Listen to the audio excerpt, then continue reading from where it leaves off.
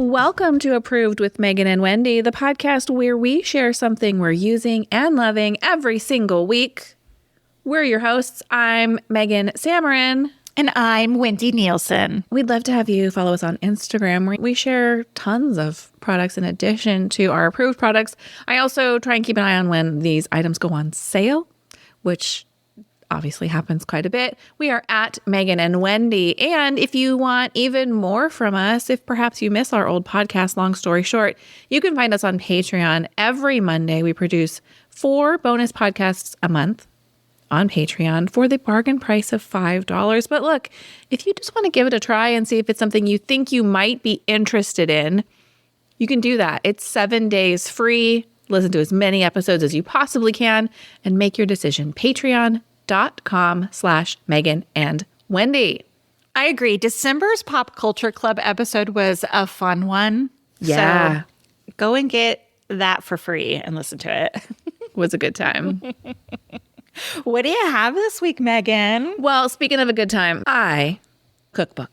Oh, jumping on my cookbook train, huh? I am jumping on your cookbook train. It's been a long time since I've bought a physical cookbook. This cookbook is written by an internet baker whom I follow. Her name is Carly Bittner. This is not her first cookbook, but this one is titled The Merry Cookie Lover, the Ultimate Christmas Cookie and Candy Collection. Now, let me tell you, I have made, as mentioned, I mentioned it on other podcasts of ours, a number of Carly's recipes. I first found her because she was posting crumble cookie copycat recipes. It was all the rage. And I made several of those, and every single one turned out great. And so I followed her on TikTok, and she started doing this like countdown of all these cookies you can make and freeze ahead of the holidays. And I went ahead and ordered the cookbook. Now, I do believe every one of these recipes is on her website, which is cookingwithcarly.com. We'll link it in our show notes. So if you don't want to shell out for the cookbook, I get it. But it is kind of nice to have the physical cookbook in front of you instead of pulling up your phone or iPad to make the recipe. Mm-hmm. It has full page photos with very easy to follow instructions. I have never made a recipe of hers that wasn't delicious, that didn't come out great. I mean, she's got classics like gingerbread oatmeal cookies, but there's chocolate peppermint crinkle cookies, peppermint meltaways. There's so many. There's fudge, Oreo balls, scotcheroos, peppermint. I made her cookie dough fudge. It is so good. I thought you were putting this stuff in the freezer for a later date. I am, but of course I had to try them all as I've made them. And that, I will say that cookie dough fudge is like a regular, like as I'm passing the freezer, I just snag a little snack. Oh, man. I have made so far out of this book the cookie dough fudge, her sprinkle cookies, and her cranberry white chocolate chip cookies. Oh, that sounds amazing. They were pretty good. I wanted just kind of like a non-chocolate cookie in the mix, and they were really good. So again, much of this is holiday themed, but when you look at it, for example, there's like peppermint bark, very holiday themed, but there's sugar cookie fudge. Well, in that fudge, she uses red and green sprinkles. Change the sprinkles and you've got a fudge for any occasion. Sure. Same with the sprinkle cookies. The photo is shown with red and green sprinkles. I used red and green sprinkles. You could use it for anything year round. Is the book like a self-published book? Yes. Or is it, what's the quality like on it? It is a paperback, but the paper is like inside like a glossy, full color, beautiful photos. Oh, okay. Nicely done. I'm going to look at it the next time I come over. Yes, you should. Yeah, I've been pinning like crazy again. Like it's 2011. Tons of like holiday baking recipes, which I have not started yet, but in anticipation, like I'm hoping to get into it at some point. Well, I do that too. And the thing I like about this is because I know this person and I've had success with, I've probably made 8 of her recipes in the past. I feel comfortable knowing that I'm probably going to have good luck with the recipes in here. So rather than trying to find 10 different cookie recipes from 10 different people, yeah, they're all here. Right. And you know, in Pinterest, like those recipes aren't always vetted. yeah, they can be made by AI with stock photos in them. 100%. Back to cookbooks. Back to cookbooks. Let's take it back. Yeah. What you got? Oh, all right. Mine is a little bit random. And unfortunately, we're not going to be able to link it in our Amazon store. It is the Trader Joe's Sparkling Honey Crisp Apple Juice Beverage. Oh, tell me more. In a tall glass jar or an individual can? It is in an individual can. In previous years, it was sold in a 4-pack, in a smaller can. Now it's sold as singles in a 12 fluid ounce can, which is kind of weird. But I read something on Reddit that they were having problems with the packaging on the 4-pack, like they were exploding or something.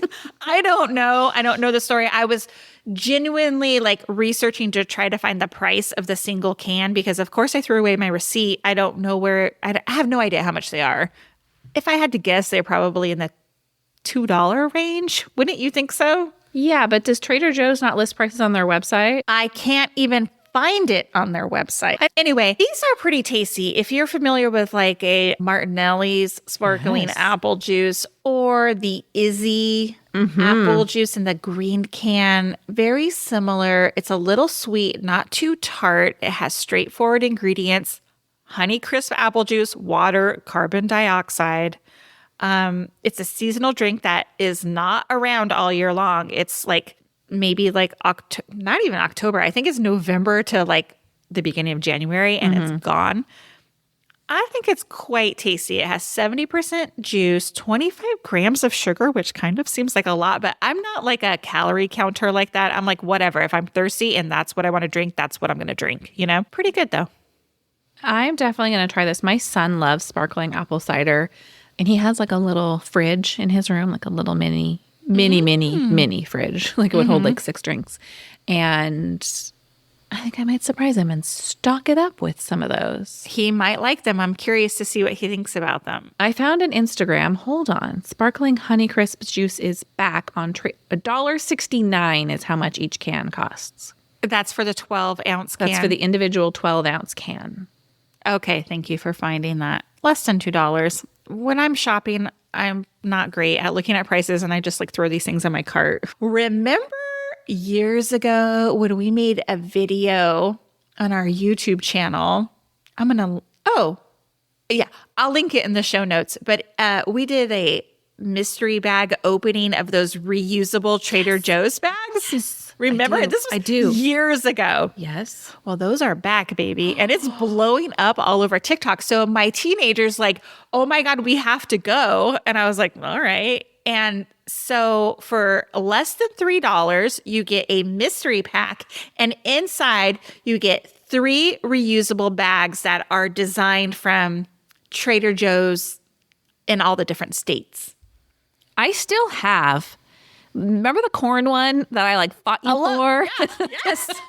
I still have it. It's one of my favorite bags. I know they're great. Me and my teenager, we opened them in the car and like we each got different bags, which was awesome. Like we got one from New York, Nevada. Yeah, they're fun. Super fun. So if you see them, I think it's just like a fun little treat. I love them. I love those. Good tip. My tip is a follow-up on the shower shelf that I recommended. And the short version is I still recommend it. So that's not what I'm about to say here. But I have since purchased another pair. These are the shelves that stick on your wall I bought for my children's shower. They went on sale for $10.99 for 2. So I bought them for my shower. By the way, Black Friday, they went on sale for $7.99 for 2. They were practically free. So keep an eye on those if you're interested in them. But I bought them knowing I was only going to use one of them because 2 is a lot when I already have like a nook for my stuff. And that's important information because I opened up the box, I took out the sticker, which has the little clips on it that you mount the shelf on, and I slapped it up on the wall because it needs to set for about 12 hours before you put your shelf on it. And about an hour later, I'm walking by and my brain goes, wait a minute. Did you even pay attention to the direction that you hung that sticker? No, I did not. And I hung it upside down. Oh, no. So then I spent the next day and a half in 5-minute increments prying it off of my wall. I poured hot water from a kettle on it. I would do it immediately after the shower so it was steamy. I used like a flathead screwdriver to get up in there. I used needle nose pliers. It was a slow process. And many people have said, how is it getting them off? Now, here's the deal. If you have adhesive that you want to stick for a long time, it is by design going to be challenging to remove. That said, it didn't damage anything and it didn't leave a residue and probably was like 30 minutes worth of work altogether. My arms would get tired and I would stop after a few minutes. It did come off. I did rehang it the right direction. I love it. It's in place. But if this is a temporary solution for you, don't buy it. That's a great tip. It's good to know that it actually is going to stick and work. Yes. I mean, I could see you with like a jackhammer trying to like get those. And the worst part was I had hung it up high, and I'm kind of glad I made this mistake because I realized as soon as I did that, I was like, oh, I don't like it there.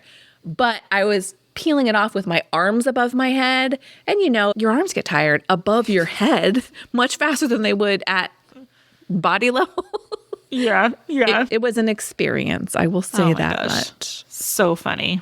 Hey, thanks for listening to this episode of Approved with Megan and Wendy. If you love this podcast, the very best thing you can do is leave us a 5-star rating and review in the Apple Podcast app. It's completely free to do and lets people know to listen to the podcast, helps us grow. We'd love for you to do that. We'll see you next week. Bye. Bye.